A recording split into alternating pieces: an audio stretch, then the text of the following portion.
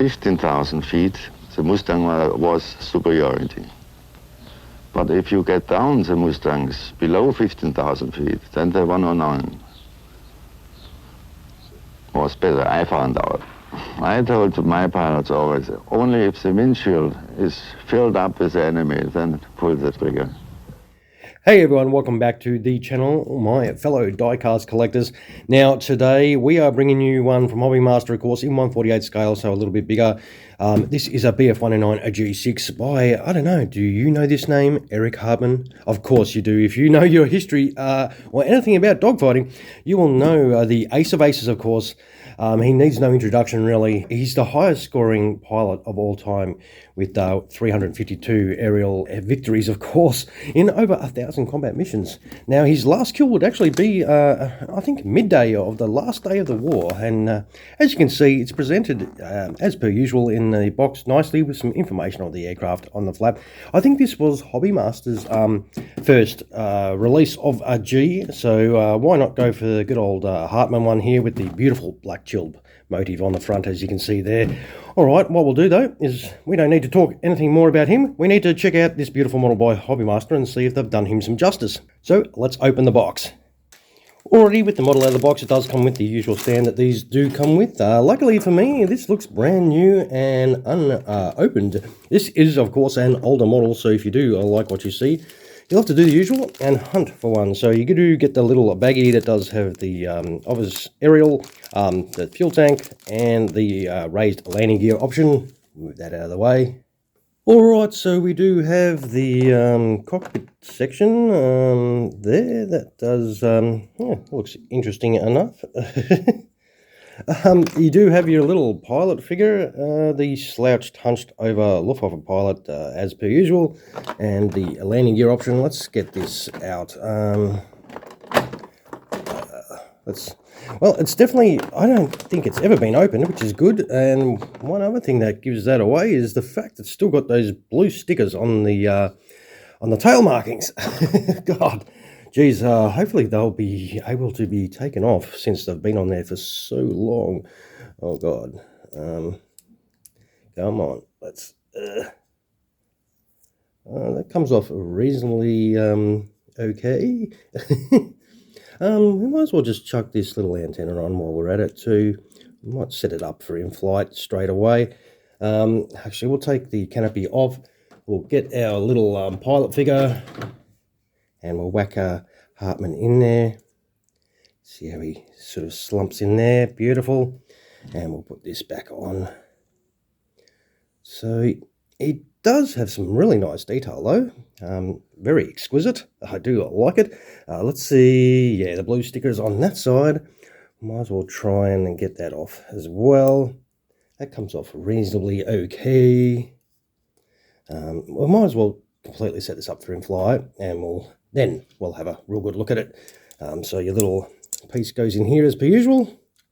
It actually sits in there really nicely. A lot of the newer ones have been sort of raised out a little bit. They're sort of sticking out a little bit. I don't know if it's mold issue or part issue, and that goes on beautifully. All right. Oh, we'll start underneath. As you can see, beautiful panel lines, all the details in there nicely. Even the tyre tread on the raised landing gear section, when you don't even see much of that tyre, but it's still on there. Little antennas and pitot tube there, you've got to be very careful of. That black tulip marking looks absolutely wonderful along the nose there. The propeller spins really nice too. Little bit of mesmerizing spiral pattern on the nose. Tail wheel already on there, which is really good, so that won't trick you in any way, shape or form. Beautiful. Oh, this livery is absolutely stunning. I love the black tulip livery on this. And of course, he's got his little emblem on there. That's got his wife's name. I think it might be Ushi. But overall, looks fantastic. Yeah, very, very nice looking model for sure, especially their first G release. It's got some decent little markings on there. We'll zoom straight in, actually. We'll have a real good close look at that. If I don't knock too much with the plane into the camera. The machine gun details are really nice. Intake looks really nice as well. That looks like it says Ushi, but I could be wrong. That looks great. Yeah, definitely pretty cool. It's got all the fuel decals on there as well. Yeah, looks really, really tight. And of course, this is the three-piece plastic stand. You do put that tank on as well, so you can keep that on there with the stand because it loops over it, which is fantastic for you in-flight displayers. And we'll check that out. Love it. And look at that. How cool does that look? Absolutely fantastic in this livery. All right, what we'll do is we'll quickly throw some landing gear on this, of course, and check it out, chuck it on the scales.